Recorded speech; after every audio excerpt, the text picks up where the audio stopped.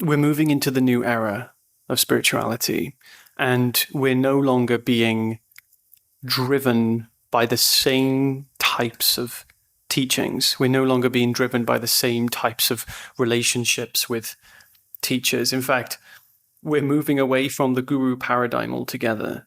This whole dynamic of having a teacher or having a guru is very problematic. And this is probably why you'll find that there aren't many of them. You see, there aren't many teachers or so-called gurus. I mean, think about how many people there are on earth. How many really are there? Like, not that many at all. And the reason for this is because people have sat with their teachers for decades upon decades. And this teacher, guru, student, devotee relationship is the thing that is perpetuating that. So, when I sit with people, all I'm doing is sharing a perspective. I don't see that I'm trying to bestow any type of knowledge. I'm not trying to bestow any type of hierarchy. It's just, I'm happy.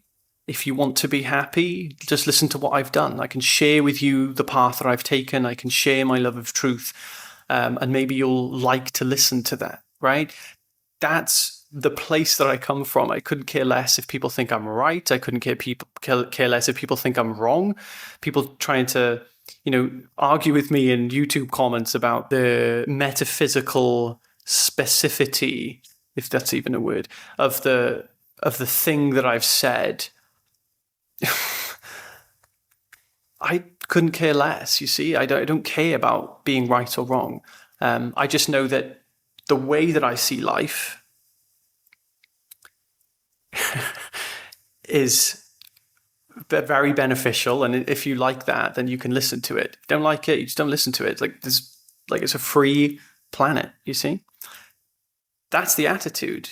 And what we find is that if we like to listen, we listen. If we don't, we don't. It's very simple. Now, what we have then is that we have this possibility that someone may think that I'm some kind of enlightened teacher, that I have some authority, and that because I share these things, I think I have some type of authority, or that I think I have some sense of hierarchy, and that I'm looking to collect a nice bunch of students to take to my dojo. No, I just like to have friends. I like to talk to friends about this. I did this regardless of whether I had a YouTube channel or not. As now I'm just doing it on YouTube so I can publicly express, because I'm a very self-expressive character. And what we find is that we want our humanity to be involved, and we want friendships. I would like to think that none of the people I've sat with on a one-to-one would ever consider that I've ever treated them like a student, that they have to listen to my wisdom. I'm friends with every single person that I've sat with. A lot of the times I'm just having general casual conversations about life with them. We're not going into too much detail with, consciousness and understanding, the metaphysics and philosophy. And that's beautiful. And that's the phase that we're moving into. This is the era of the friend. This isn't the era of the guru. And we're coming to a time where we're realizing that all the gurus that we thought that we had to be like were completely imperfect. We're realizing now, and we're waking up to the fact that everybody on this planet, if they're in skin, don't shout at me for not saying that we're not really in the skin. I know that. If we're in the body, we're not really in the body. But if we're on planet Earth, for all the spiritually correct people out there, we're going to be imperfect. We're going to be imperfect as a body and a mind. But what is perfect is our true nature. And what we're doing is recalibrating towards that. But because we are infinitely perfect, something that is definitely finite and imperfect is just going to be calibrating on that level for a long time. So the goal is not to be perfect in our sense of to not have any sense of triggers. There's a lot of teachers, and I don't know about this specifically. I do know about it some, but I'm not going to talk about that. But there's a lot of teachers that I've heard about, from Jeff Foster, for example, that he says that he's been behind the scenes with all these guys who are shouting at their wives and doing all these, stuff that you really wouldn't expect.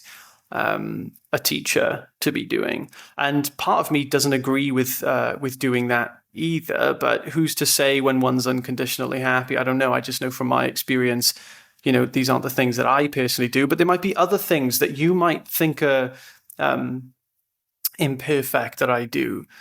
It's not about trying to be a perfect vessel. It's about understanding our inner perfection and doing the best that we can on a relative level to express that. A lot of people, they don't want to express that. They think that once they've recognized who or what they are, they think that's the job. The job's over. Oh, I've recognized my true nature of formlessness. Now I'm just going to, I've had people in my community tell me that, I realized I'm a no self, or I've realized I'm not, the self was never there. I didn't see I went to my cousin's funeral and I didn't cry. I must be enlightened now. This must be the end of the journey.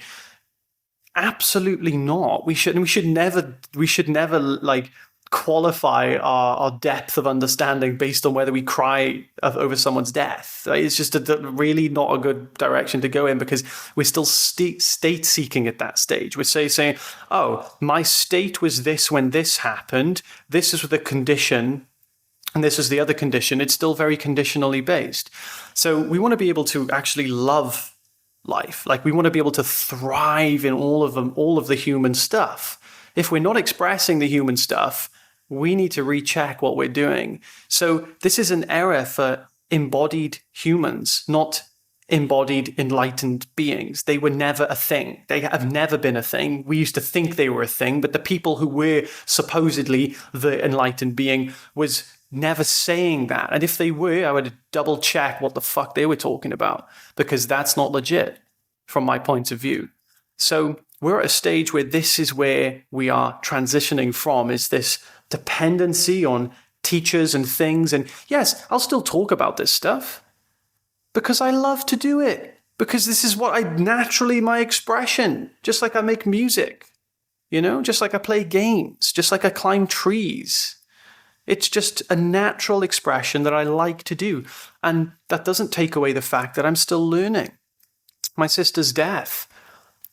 On her deathbed, I'm learning in every moment. I'm learning that I didn't want her to die. And I felt while she was dying, she had this, this kind of breathing that was like getting slower and slower. And you kind of like, in a way, waiting for her to die, but not wanting her to die. And this kind of push and pull. In that moment, I was learning deep, deep compassion, to fully, in the moment of, it's easy to be like, yes, Tara's terminally ill. I can accept that she's going to die. But in the moment when she's about to die, that's where you really learn. This is what you learn. This is what I'm learning. Deep compassion, to let her die, to let her go. And in that moment, to fully die myself.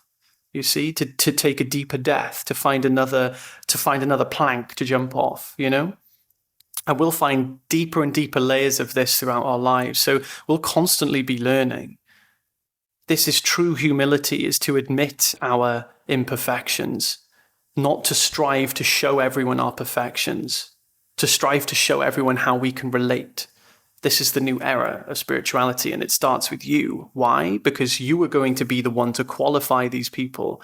You are going to be the one to qualify whether this is someone worthy of your time. This is what is going to set a new standard. Me saying this isn't going to set a new standard.